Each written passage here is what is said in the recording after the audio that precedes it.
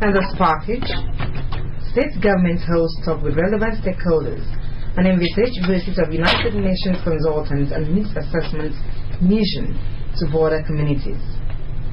9th National Conference of Science, Technology Management and Development opens at Akwa Ibom State Polytechnic, Ikorossula. And presumptive Democratic presidential candidate of the United States, Hillary Clinton, meets with rival Bernie Sanders. Details of these and more in a moment. Very beautiful morning to you. This is AKBC 45 AM News. My name is Agnes Udall King Brown.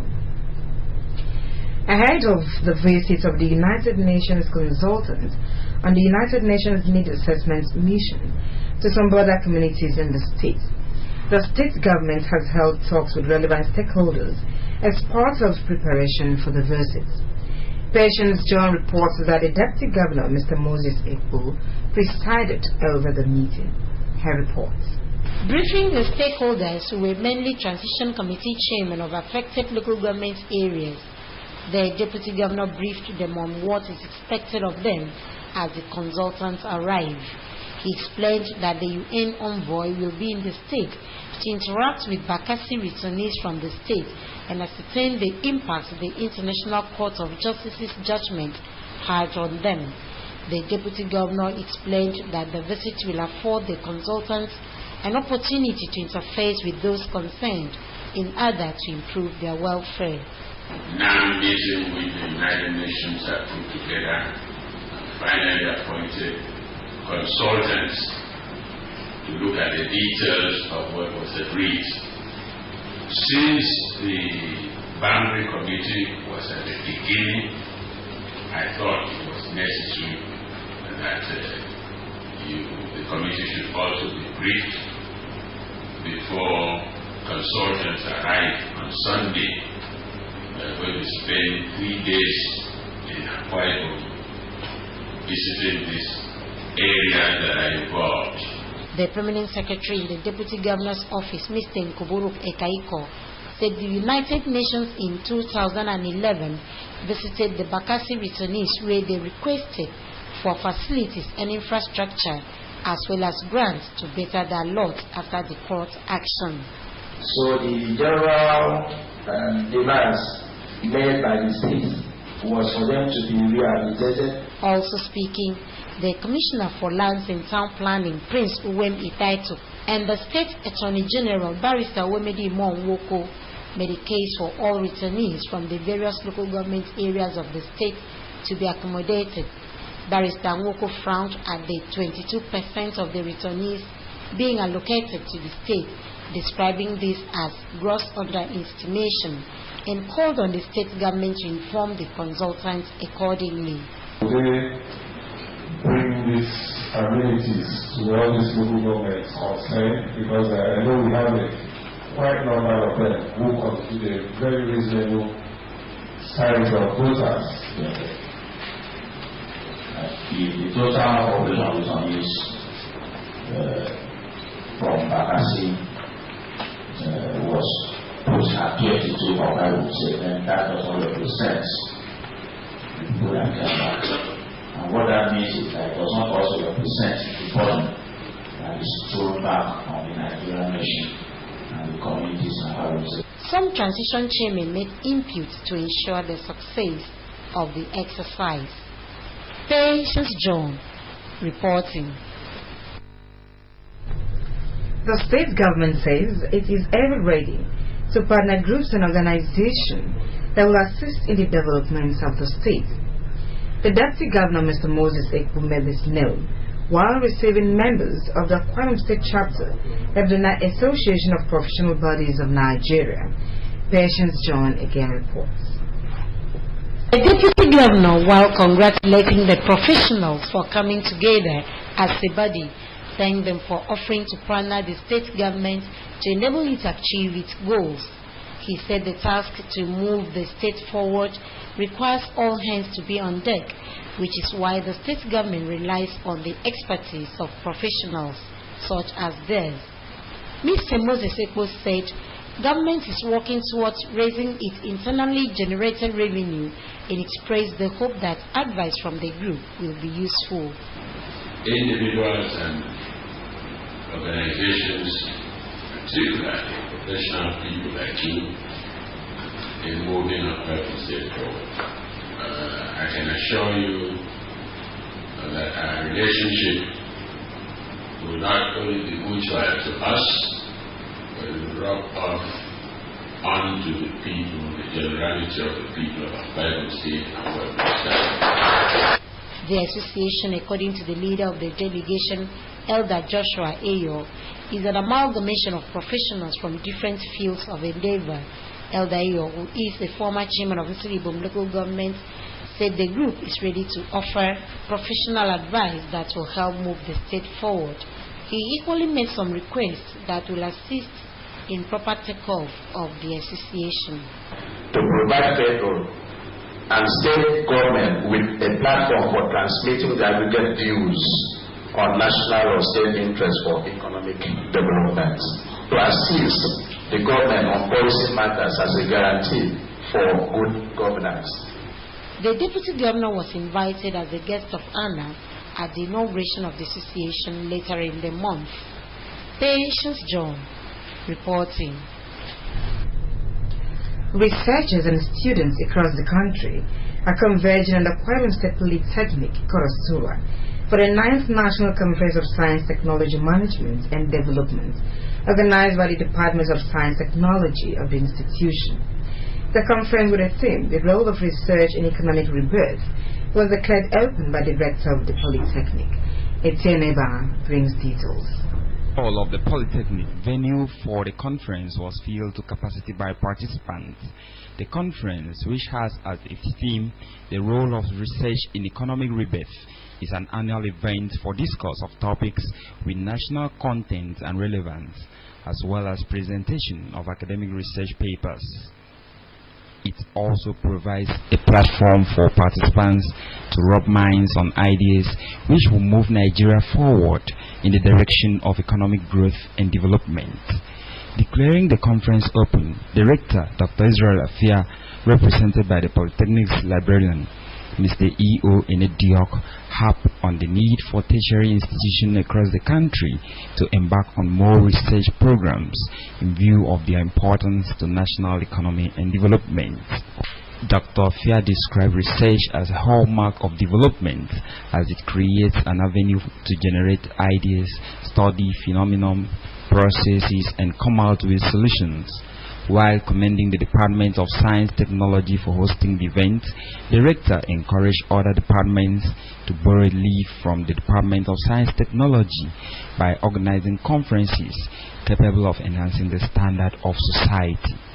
The theme of this conference is quite suitable at this time in Nigeria, where we are talking about research, the importance of research to our economic development, and of course, the coining of the theme as rebirth is quite suitable.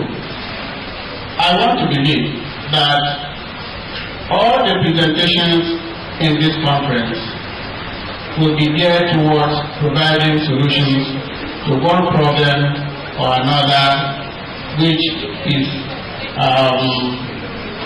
taking place in the society now.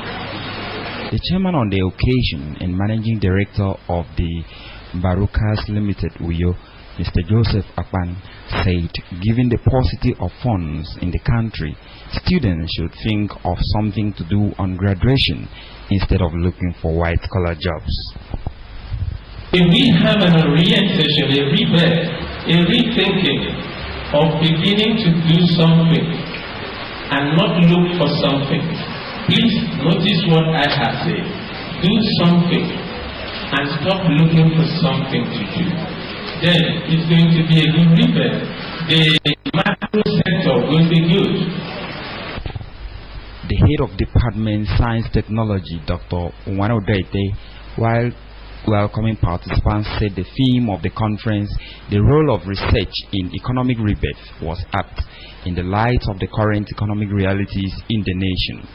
Dr. Dayton noted that over the years, governments at the various levels have sponsored or funded research in many academic disciplines, but such researches and their outcome contributed very little to economic growth of states and the nation.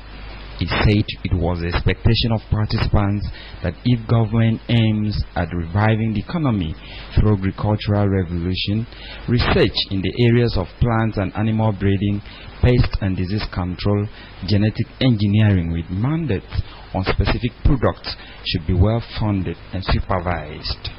This could be due to the fact that researchers use the funds and their share of the national aid and employ very little and sometimes nothing in research projects, or the government agency not demonstrating sufficient political will to drive the policy to a logical conclusion. The Dean School of Applied Sciences, Mrs. Mercy Mokaso, said time has come for the department to bring out products of research, as such will go a long way in contributing to the nation's economy. If we apply all the researches we've been doing, let us not allow the research to be just for paper and promotions. For the Registrar of the Polytechnic, Dr. Mary Nda, papers presented at the conference she hoped would tackle problems and proffer solutions to issues confronting the nation's economy. Goodwill messages were presented by the member representing Ikorokmene Oborokara State Constituency in the State House of Assembly, Prince Idonsi Ntekbere, and the chairman, Ikorokmene Local Government Transition Committee, Mr. Imeti, who was represented on the occasion. The conference will end on Friday. Etienne Ibanga reporting. You're watching AKBZ 4 5 AM News. We're back after the timeout.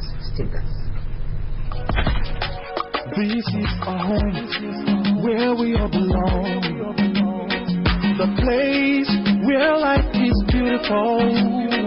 The peaceful ambience we enjoy when we live together in unity and love. It's only man and you know. We go stand together, we go make them better. We be brothers and sisters, no matter where we be. It's only man and you know.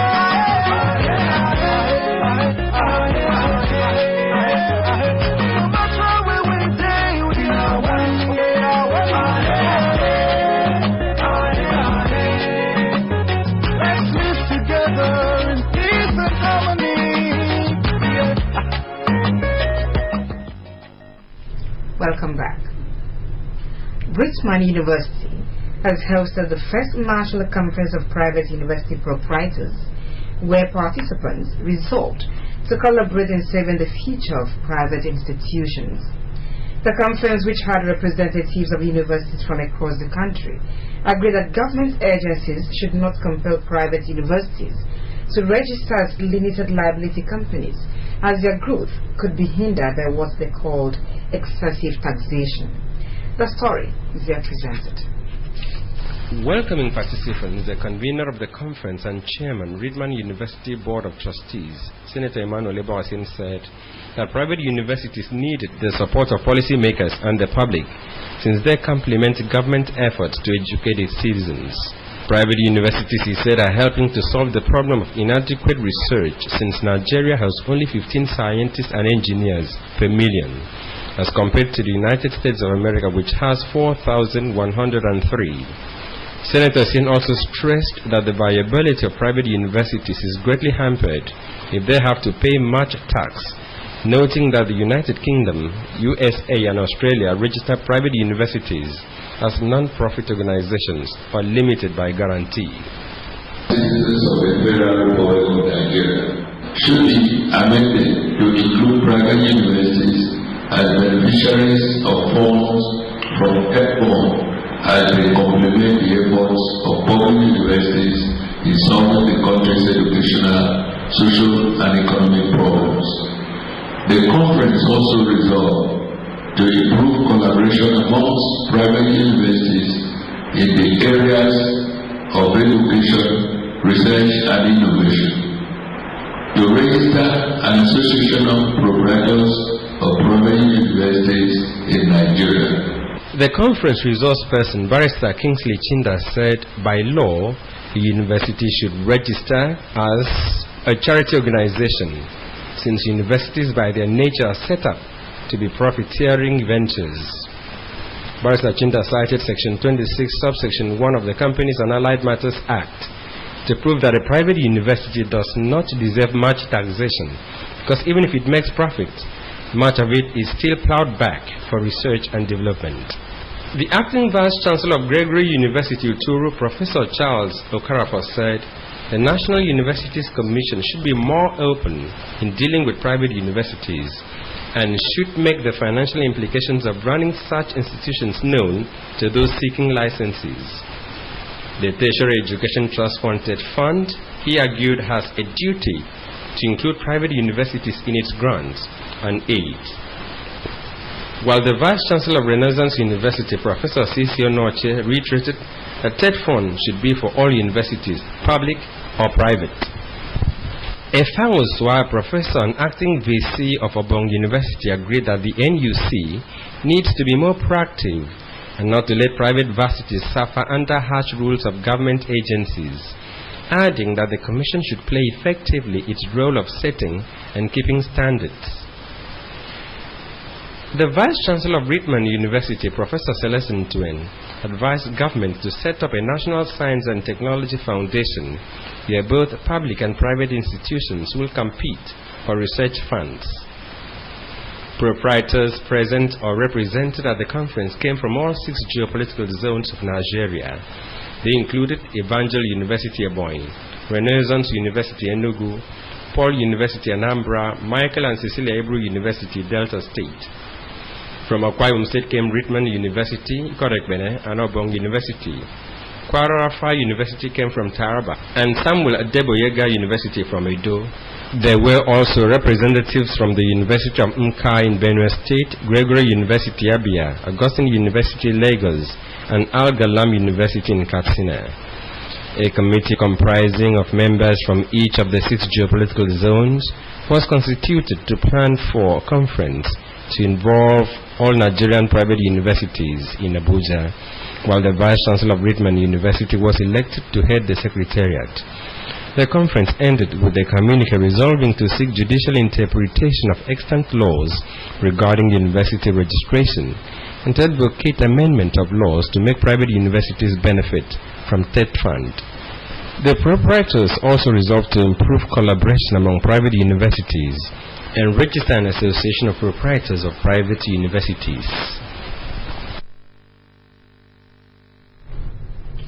The Nigerian Senate has urged the Nigerian Extractive Industry Transparency Initiative, NETI, to share correspondence with security agencies so that defaulters could be prosecuted.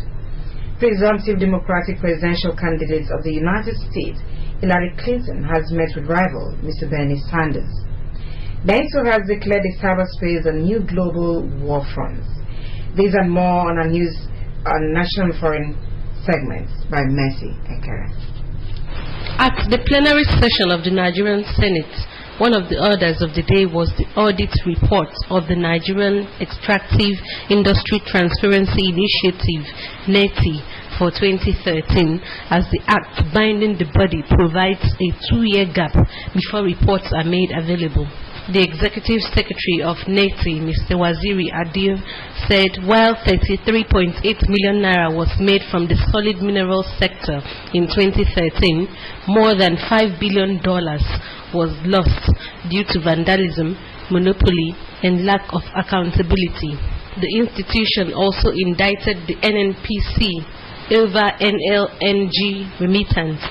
The NETI Executive Secretary called for meters to be installed at crude oil stations to be able to ascertain the amount of crude oil produced and account for it, and also called for synergy among government agencies for effective accountability. The Senate asked the NATI Executive Secretary to share correspondence with security agencies who are meant to prosecute defaulters. At a previous plenary of the upper chambers, 13 bills seeking to alter some sections of the 1999 Constitution passed second reading. The Senate has said the confirmation of ambassadorial nominees sent in by President Muhammadu Buhari will be taken up during next legislative session. At the House of Representatives, there has been a call on the federal government to extend the expiry date of international passports to 10 years. The House has mandated its Committee on Interior to liaise with the Ministry of Interior and Nigerian Immigration Service over the issue. Also, the Committee on Agricultural Production and Services has been mandated to investigate the reported increase in the price of fertilizer in the country. On the foreign scene, the presumptive Democratic presidential candidate of the United States, Hillary Clinton, has met her rival, Bernie Sanders, in closed door. In statements after the meeting, both candidates said they had discussed unifying the party as well as the dangerous threat posed by Republican nominee Donald Trump and other common goals, including raising wages for working families and reducing the cost of university education. Mr. Sanders, who had vowed to do all he could to prevent Mr. Trump from being elected, had earlier said his meeting with Mrs. Clinton would enable him determine her commitment to the issues he had campaigned on. Mr. Sanders has also said he will urge the party to be more inclusive of young people and working-class voters at the Democratic Convention in July.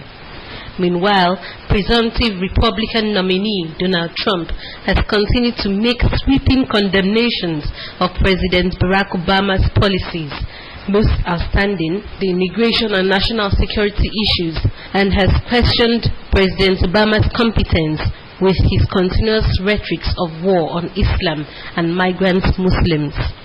President Obama maintains his stance that immigration is largely beneficial to a diverse nation, adding that people should not be judged on the basis of their faith or race. The reason I am careful about how I describe this threat has nothing to do with political correctness and everything to do with actually defeating extremism.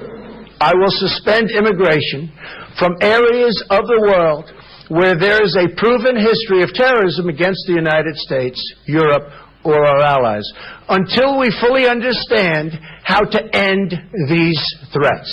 After a meeting of defense ministers from the North Atlantic Treaty Organization, NATO, which is an intergovernmental military alliance, the organization has declared that cyberspace is the new global war front zone. NATO Secretary General Jens Stoltenberg has said dangerous attacks can be launched on the internet and among computer networks just as easily as they can be launched on a virtual battlefield. NATO has stressed the need to treat the cyberspace as an operational domain to enable better protection of the missions and operations of nations. NATO intelligence officials have added that cyber attacks are becoming more of a threat as terrorist groups such as ISIL are developing their cyber attack capabilities. German authorities have said the law against polygamy or marriage involving minors still stands and has cautioned migrants to abide by the law. The country's justice minister has warned migrants that they have no right to put up their cultural or religious values above the law. The concern about polygamy and underage marriage has risen recently in Germany as the country has been taking in large number of migrants, many from Muslim countries. That is our package on this morning. Before we get a look at the major headline. The state government has held talks with relevant stakeholders and envisaged visits of United Nations consultants on needs assessment mission to border communities. The meeting was presided over by the State Deputy Governor, Mr. Moses Ekpo. A reminder, you can also watch AKB's TV News online by logging on to akbsonline.org Follow us on Twitter at AKBC450 or on Facebook at AKBC Channel 450. That is enough for us this morning. Thanks for watching, and we'll be back next week. Have a wonderful day.